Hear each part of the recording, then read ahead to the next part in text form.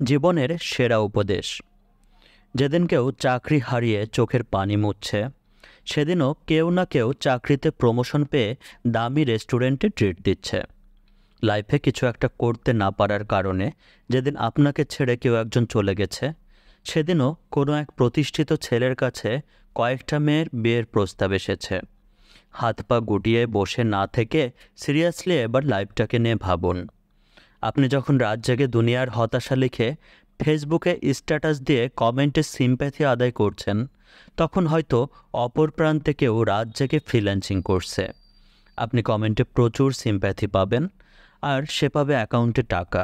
হিসাবটা খুব সিম্পল, যে যেটার জন্য কাজ করছে সে সেটাই পেয়েছে।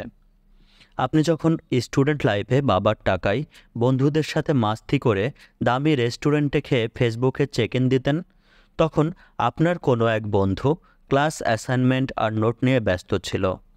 কয়েকটা বছর শেষে ফলাফল, সে এখন বড় কোম্পানির সিনিয়র অফিসার হয়ে যখন দামি রেস্টুরেন্টে অফিসিয়াল মিটিং করে, আর আপনি দুর্বল সিজিপিএর সার্টিফিকেট নিয়ে টঙের দোকানে চা খেতে খেতে চাকরির বিজ্ঞপ্তি খোঁজেন।